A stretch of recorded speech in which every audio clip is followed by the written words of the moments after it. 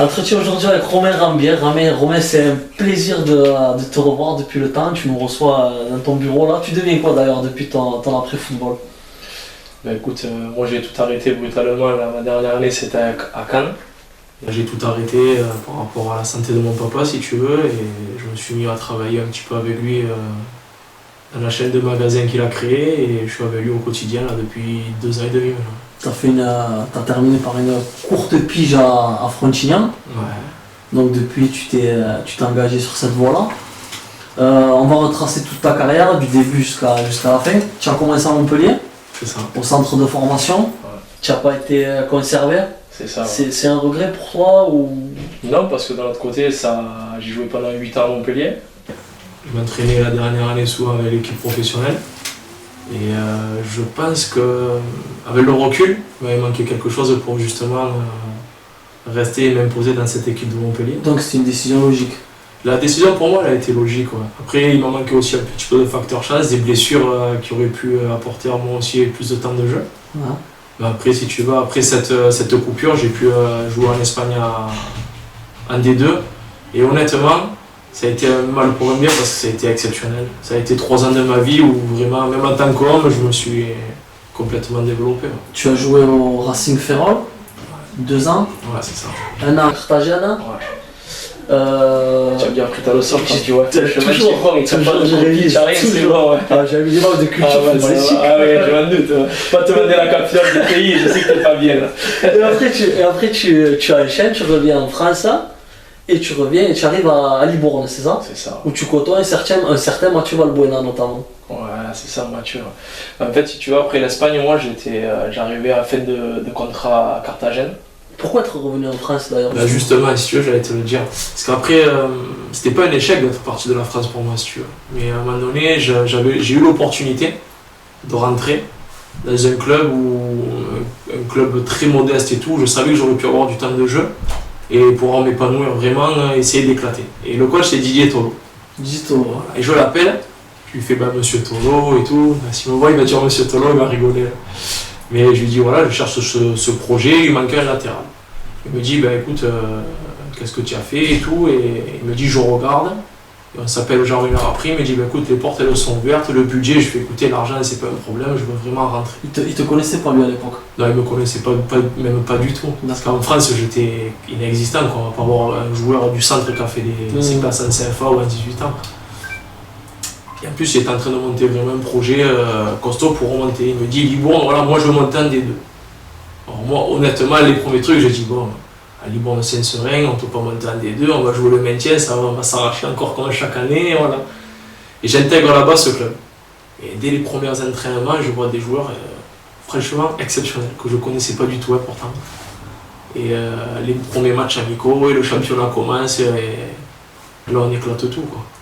On monte en puissance petit à petit, et des joueurs, comme tu me parles de Mathieu Valbuena, ça a été un plaisir de jouer avec eux, parce que ça a été exceptionnel. Il y avait Castan, le Castan de Libourne. Ah, Régis, ça a été, pour moi, tu me parles de ce joueur, ça a été le joueur le plus intelligent que j'ai pu côtoyer sur les terrains. Pourtant, tu as eu des joueurs, j'en ai connu dans le vestiaire, il y a des gros groupes tout le temps, mais là, ça a été le joueur le plus intelligent sur un terrain. Franchement, il arrivait à te... Parce que tu sais, on parle de Mathieu Valbuena. Mais ce joueur, il est exceptionnel, et encore maintenant, franchement, bravo à lui, parce qu'il a vraiment travaillé pour arriver là. Mais il était encadré de joueurs. C'était impressionnant, quoi, cette équipe, je t'assure. D'ailleurs, l'année d'après, là, ça a été en D2, ils ont fait encore des paliers. Ça a été vraiment une belle saison là-bas qu'on a fait. Justement, Libourne monte en Ligue 2, toi avec, mais tu joues peu, tu joues moins en tout cas. C'est ça. Je fais, je crois, 7 matchs, je crois. Moins de 10 matchs, je crois. Tu as eu des explications? Ouais, j'ai eu des petits soucis, moi, si tu veux, hors terrain. Et après, ça s'est répercuté. Ouais, ça m'a pénalisé, si tu veux. Et après, honnêtement, en fait, je voulais pas rester. Quand on est monté, j'avais la proposition de Clermont, qui était en national, mais qui m'a proposé un contrat sur la durée. Et moi, j'ai toujours été comme ça. J'ai toujours voulu assurer, si tu veux, tu vois, le côté familial, le côté un petit peu financier, savoir où je mettais les pieds. Parce que quand tu es joueur de foot, que tu joues pas en D1, que tu as des salaires monumentaux, où tu te dis, tu es tranquille. Quand tu joues à un national, même des deux, hein, c'est très très compliqué, je t'assure. Quand tu es en fin de contrat, un joueur, moi je vais t'en parler, peut-être tu vas pas le ressentir, toi Fabio, mais les autres joueurs, s'ils regardent le truc, ils vont le sentir. Quand tu es en fin de contrat, en fin d'année, que ton téléphone il sonne, même il y a écrit par exemple le papa dessus, tu dis ah ouais, je réponds. Mais tu es dégoûté parce que tu atteins un club, tu atteins un truc. C'est toujours ça, tu vois. Et moi, j'ai pu avoir la chance d'avoir des contrats tout le temps de 2-3 ans et je t'assure que c'est vraiment un luxe. Surtout maintenant, je vois que ça devient de plus en plus compliqué entre les sponsors, les partenaires. Tu sais qu'avec 7, le petit club, tu me dis, le budget, c'est compliqué tout le temps. C'est dur. Voilà. Et après, si tu veux, là, je suis rentré à 7. J'ai voulu un petit peu m'approcher de la famille. J'ai eu ma fille qui avait été née entre-temps. Voilà, j'étais encore pas marié, mais quasiment à cette époque-là, tu vois, le temps ça change. Et voilà, on a rebondi sur 7, je suis resté 2 ans et demi. Jusqu'en 2009, au fameux dépôt de bilan. Ah, c'est ça, ouais. Franchement, ouais, ça a été. Mes plus belles années de football, ça a été la dernière année à 7. Alors, ça a été la plus difficile parce que financièrement, on était payé, on n'était pas payé. Mais ça a été une histoire humaine que de ma vie, j'en reconnaîtrai pas comme ça. Quel est ton meilleur souvenir justement de cette période sétoise? Le meilleur ou. Parce que j'en ai un, je vais pas commencer par le meilleur. Eh ben vas-y, fais-toi plaisir. Je vais te commencer par un truc qui me. Toute ma vie, ça me rappellera, tu vois, mais je t'en parle, regarde, tu vois. Ça a été le match contre Créteil, à Créteil, où on perd 3-0. C'était le 3-4e match, je crois, vers la fin. Et là, on sait, en fait, ça tournait depuis 1 ou 2 mois, on n'était pas payé. On se disait, ouais, le club, on n'arrête pas. Et ce jour-là, je m'habille, je me change comme d'habitude. Je connais bien Créteil à force de jouer la bonne et entre trucs. Putain, j'arrivais pas à me changer. J'arrivais pas. Je voyais mes copains autour de moi pareil. Tous fait la tête, tout ça. Et mi-temps, pareil. On fait 0-0, mais je sais pas comment on arrive. Tellement qu'on était soudés, tu vois, franchement, c'était exceptionnel. Fin du match, 3-0, on rentre dans le vestiaire, je rentre. Tous on était effondrés en pleurs et tout. On savait que c'était fini, tu vois, je te dis. Il n'y avait rien d'officiel. Mais tout était fini. Et je me vois rentrer dans ce vestiaire, moi le premier, je pleurais, attention. Je sais pas si j'ai pas été le premier d'ailleurs, tu vois, je te l'ai dit, au moins je les couvre encore, les petits de l'époque.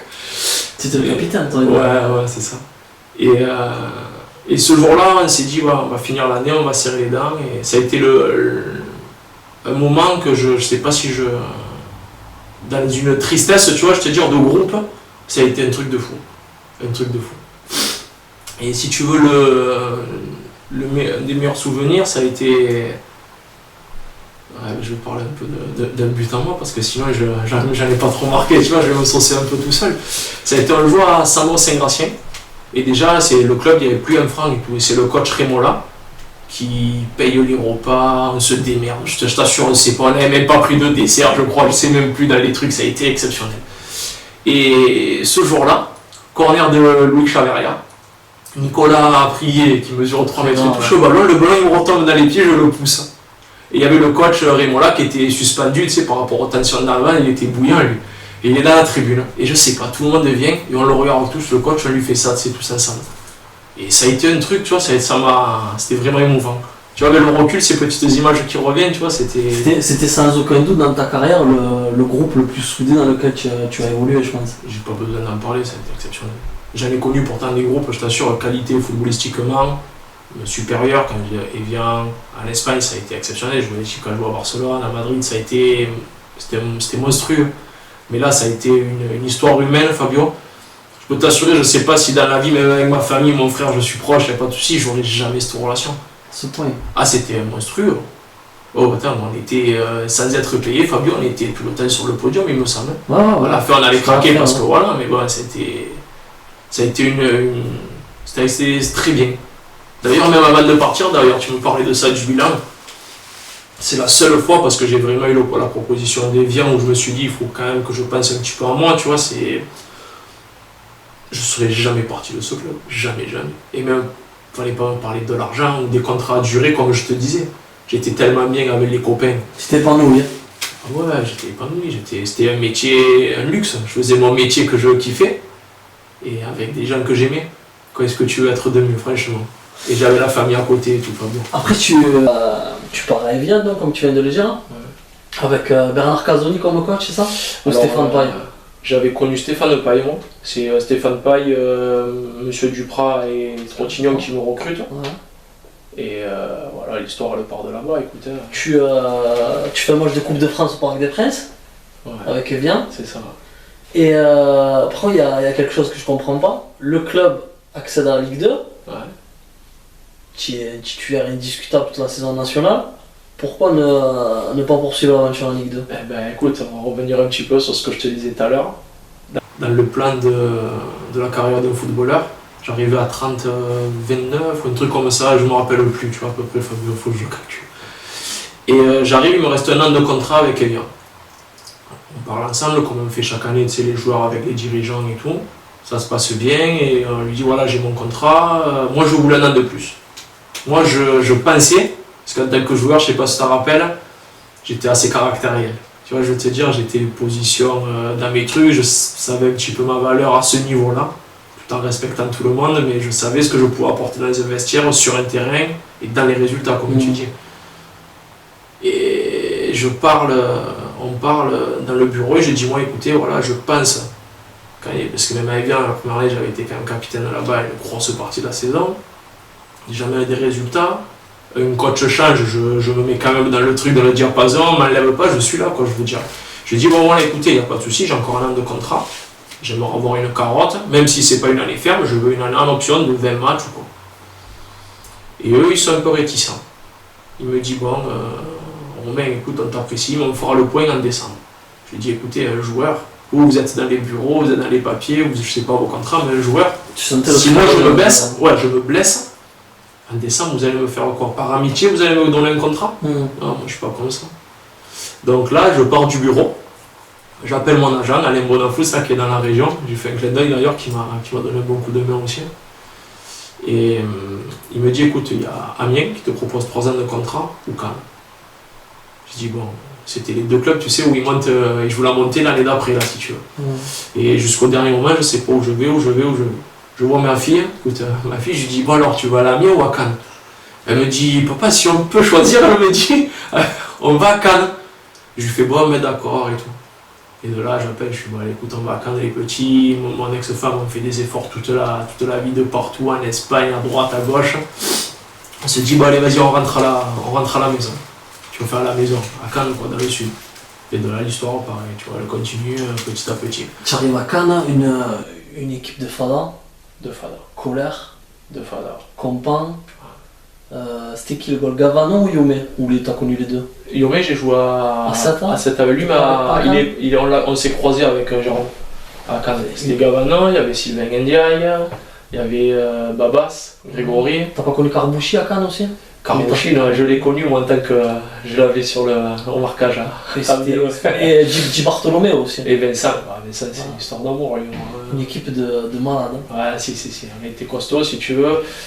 Le problème, très gros club, très grosse saison, on se fait, sauf que les dirigeants, je ne peux pas comprendre qu'un club comme ça se fasse diriger par des dirigeants qui ne peuvent pas comprendre ce milieu. Fabio, c'est difficile pour moi d'en parler. C'est comme si moi, tu me dis, j'étais joueur de foot, tu me dis demain, Romain, tu tiens une boucherie. Je sais pas, je sais pas. Je vais la faire couler. Je vais m'accrocher, je vais être motivé, tout ce que tu veux. Je serai pas au niveau, tu vois, je te dis. On voit les résultats là d'ailleurs. Et cher cette année. Ah ouais, c'est complètement. Et pourtant, tu vois, il y a des. Comme ça, ce c'est niveau-là. plus que triste. Mais Fabio, tu vois, honnêtement, j'ai un peu coupé avec le foot parce que le travail, les enfants, je suis plus trop. Mais quand je regarde un petit peu les clubs qui sont actuellement en train de monter, c'est que des nouveaux clubs. Ouais. Regarde Bourg-Péronas, même si à l'époque ça a été, ils se retrouvent là. Je remarque que tous les clubs français, c'est pas n'importe où, attention, mais à part Evian, Libourne, ils ont déposé le bilan, le FC Sata, Cannes. Et pourtant, tu sais quoi, j'ai fait toutes les montées avec tous ces clubs. Il fallait qu'ils me gardent, alors il fallait qu'ils me gardent à la vie. C'est plus des CDI, il faut qu'ils me mettent un contrat pour qu'ils montent en D1. Et ouais, parce que, Evian, non, regarde, je suis monté, ils y sont toujours. Ferrol, je suis monté, ils y sont toujours. 7, malheureusement, c'était à prévoir, honnêtement. Hein. Mais bon, non, ça va, j'ai eu de la chance quand même, parce que j'ai fait pas mal de montées, tu vois. Après, ce qui se passe derrière, il fallait qu'ils me gardent, alors les types. Je vais te citer le nom de 3 anciens coéquipiers. Ouais. Et tu vas nous donner ton avis sur eux. Faut que je sois bon alors. Autant sur le plan du terrain que sur le plan humain. D'accord. Christian Potel, parce que ça a été également le gardien du FC Sata à une époque, Christian Potel. C'était le gol de Libourne avec toi. Ah, putain, Christian Potel. Garçon exceptionnel. Et si tu veux une anecdote sur Christian Potel, tous les matchs avant Libourne, à domicile surtout, on était à côté si tu veux dans le vestiaire, et il a une voix. Et c'est exceptionnel ce type, il a été une voix à la Barry White. Et tu sais, je me change, et tout le temps il faisait esprit de faire tu sais, un truc avec sa voix. Et je le regardais comme ça, il me dit allez, c'est 3 points Mino aujourd'hui, il me dit tu vois, parce qu'il était un peu âgé lui par rapport à nous. Il me disait allez Mino, hein, aujourd'hui c'est 3 points, tu fais gagner la prime à Bibi, il me dit. Ah, ouais. Et très bon gardien, et très bon coéquipier. De toute façon, tu me parles d'un gardien, les gardiens en général, dans tous les clubs, il n'y a pas de gardien posé. Je sais pas, c'est un poste qui est à part. Et les autres, même, hein. Ah ouais, moi je te le dis, j'ai pas de gêne à te le dire. C'est vraiment. C'est un poste à part. Ils sont vraiment dans leur mode, tu vois, je te dis. Alors dans les autres sports, je sais pas, mais en tant que gardien de but, tous les gardiens, j'ai jamais vu un gardien de but normal. Vincent Di Bartolomeo. Vincent, c'est mon ami. Je suis toujours en train de le côtoyer, quand je vais à Paris, je l'appelle souvent. Mais d'ailleurs, honnêtement, quand je suis parti à Cannes, c'est parce qu'on a formé la défense centrale ensemble et qu'il ne se passait rien, on était ensemble tout le temps, quoi. C'est mon ami. En tant que joueur, je suis vraiment content parce que tu veux parler des pots de bilan, pas ça. Lui, toute sa vie, il a essayé de jouer la montée. Et tous les dernières journées, ça tombait à l'eau. Il a connu avec Créteil. Et honnêtement, je suis vraiment content. Il est toujours en Ligue 2. Il est toujours en Ligue 2 en plus et ça se passe bien. Et j'espère pour lui qu'il va lâcher un peu le football et qu'il va se mettre à reconvertir parce qu'il y a les jeunes qui poussent derrière. Et... Ouais, c'est un trajet, le coup, il est là. Ouais, ça va vite, il faut lui dire un petit peu qu'il arrête de tenir les maillots là maintenant. Et pour terminer, notre coéquipier du FC 7, Greg Scaffan. Greg. Greg, c'était mon gars, ça. C'était mon bras droit, ça. À 7, hein. Avant les matchs, ça a été exceptionnel. Et pourtant, tu vois, quand il était à Arles, on ne pouvait pas se voir. Je pouvais pas le voir, ce petit.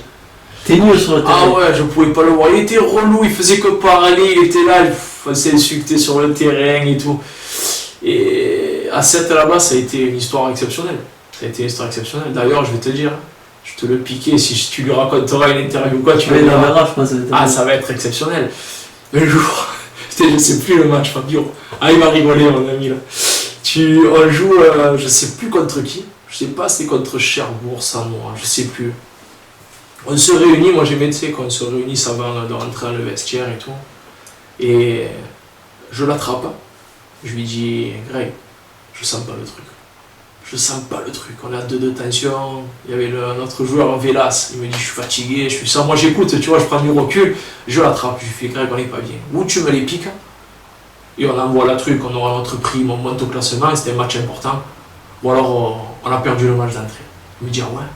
Je lui fais, mais bouge-moi les. Fabio. Il te les attrape, ce petit Greg. Et moi je prends du recul, j'ai dit putain, ça c'est vraiment mon mec. Hein. Mais ça a été bien, hein, je te dis, c'est pour ça qu'humainement ça a été, on se complétait tous. Quand moi j'étais pas bien, lui il était là pour prendre le relais. Il y avait des joueurs qui faisaient pas de bruit, mais c'était des leaders de terrain. Ça a été un tout, tu vois, il a venu aussi de Greg Dufresne, que le coach Arthur aussi nous a fait un bien fou dans la technique, dans le but. C'était vraiment une belle histoire. Hein. Et pour terminer, le joueur le plus impressionnant contre lequel tu évoluais ou avec qui tu es joué? Si je dis pas Yann Koller, c'est que je suis fou. Tout le monde va me jeter la pierre. C'est un grand monsieur pour moi parce que c'est quelqu'un qui parle pas. Quelqu'un qui m'a surpris. Il jouait pas pour l'argent parce qu'à Cannes, ce qu'il lui donnait, même si tout le monde disait que c'était comment il disait ça, le Real Madrid de national, un type qui a gagné tant d'argent, qui a fait les Coupes du Monde, c'était pas l'argent qu'il a tiré, c'était le plaisir du terrain. Et pour moi, ça a été un monsieur. Je l'ai vu s'excuser pour un match de national. Je l'ai vu nous faire gagner des matchs. À l'entraînement, c'était le premier, c'était le dernier à partir. C'est ce que je te disais tout à l'heure. Il y a des joueurs qui veulent vraiment y arriver. Parce que j'en ai connu, moi, des joueurs qui avaient. Même moi, le premier, Fabio. J'étais pas un joueur exceptionnel. Mais mentalement, Ça a été très très difficile tous les jours. J'ai travaillé et j'aurais dû travailler plus pour arriver encore plus loin et rester encore vraiment duré dans ce métier. Mais quand il y a des joueurs, comme je te dis, Yann Koller, c'est monumental. Tu regrettes de ne pas avoir connu la Ligue 1? Bah bien sûr. Ou tu penses que moi je pense que j'étais limité parce qu'il y a tout le temps quelque chose qui est revenu tout le temps, c'était ma vitesse si tu veux. C'est pour ça qu'après, vers les 5 dernières années à peu près, j'ai joué central, où j'ai été meilleur justement que latéral. Je manquais de choses, tu vois, je manquais. Si tu vois, au plus tu montes de niveau, Fabio, et au plus les joueurs c'est des machines. Ils sont grands, ils sont physiques, ils courent vite, ils courent longtemps, ils sautent haut, ils sont encore plus intelligents, ils ont un truc de plus. Qui n'arrive pas là par hasard, même s'il y a beaucoup qui disent, et je suis d'accord d'ailleurs par rapport à ça, je veux bien en parler, ça n'a rien à voir Fabio, où il y a des joueurs en amateur qui manquent le facteur chance. Et je suis d'accord parce qu'il y a des joueurs, je t'assure que tu me parlais de cette année-là, quand on me parle de Pierre Guazio, je sais pas si tu t'en rappelles Fabio. Bien sûr. Écoute, on me dit ce joueur il est de DH et tout, il jouait pas au Crest. Tu vois. Je le vois le premier à toucher de balle qu'il a, le type. Attends, je vais voir le coach, je lui dis mais coach, c'est qui ce joueur? C'était phénoménal. Il joue à CFA actuellement, il a 100 ans. Tu vois, je savais même pas, mais bon, c'est des joueurs avec un toucher de balle qu'ils ont perdu leur temps pendant tant d'années, le petit Abdel El Adjaoui. Je parle de ça parce que c'est des joueurs du coin, que beaucoup de monde peut les connaître, que j'ai côtoyé. C'est des joueurs pareils, avec un peu plus de travail et tout, qui auraient pu arriver. Ou les Belougou, les Mostefa, qu'on parlait hors interview tout à l'heure, qui jouent maintenant en Ligue 1. Bien sûr, on parle de Mehdi. Mehdi, c'est un très grand ami à moi, mais c'était pas le plus doué. Pas du tout, du tout. Par contre, c'est un type avec un très grand mental. S'il y avait beaucoup de joueurs avec ce mental, les entraîneurs, ils auraient beaucoup de soucis pour faire les équipes. Parce que la plupart du temps, il faut savoir, Fabio, que quand tu joues pas, ou quand tu as des situations que tu joues moins, c'est le joueur qui se crée les trucs. Parce qu'il pense que l'entraîneur il va pas le faire jouer. Il y a la concurrence avec le copain, il se dit putain il a été meilleur que moi, je suis sur le banc. Tu vois, je veux te dire. Et tout ça, Fabio, avec le côté espagnol que j'ai eu de la chance de pouvoir côtoyer, c'est pas du tout les mêmes mentalités entre en France et en Espagne. Même si pour moi, un joueur de foot, c'est chacun sa propre entreprise. Hein. Il faut travailler, comme je te dis, pour avoir du temps de jeu. Et si tu as le temps de jeu, tu arriveras toujours à réussir dans ce milieu. Maintenant, un entraîneur qui arrivera à faire créer au sein d'un groupe que s'il y a 20 joueurs, c'est les 20 joueurs qui doivent jouer et pas que 11 ou que 12, tu vois, je te dis, une équipe, elle aura tout compris. Elle aura tout compris. Tu vois, je te dis, même si au fond de nous, des fois, on n'est pas content d'être remplaçant ou d'être dans la tribune. Tu réussis à créer une osmose. Celui en France qui arrivera à créer ça, je peux t'assurer, Fabio, que les joueurs, ça va être difficile de changer la mentalité parce que nous, on est comme ça, les Français. Moi, le premier, j'étais comme ça. Si j'étais pas dans le groupe, on pouvait pas me parler, tu vois, je me disputais, je n'étais pas bien même chez moi, ça me touchait même dans le cocon familial, tu vois, j'arrivais pas à laisser les problèmes au vestiaire, moi j'étais comme ça. Mais celui qui arrivera à faire ça et les joueurs qui arriveront à comprendre ça, ils auront tout compris maintenant. Parce que c'est bizarre, hein, mais c'est comme l'évolution de la vie, Fabio, tu vois, comme c'est de plus en plus difficile, et ben dans un groupe c'est pareil. Tu vois, c'est comme ça, celui qui arrivera à comprendre ça et qui arrivera à contaminer l'autre dans le bon sens du terme, ils auront tout compris. Un grand merci à toi pour cette interview. Moi aussi, et ça a été un grand plaisir à te retrouver. Moi aussi, ça m'a fait du bien un petit peu et je passe le bonjour à tous mes coéquipiers. Et voilà, Fabio, continue bien ce truc parce que je t'assure que c'est important pour nous, que c'est grâce à ces moments qu'on existe. Merci à toi, c'est gentil. Merci Fabio, je te remercie.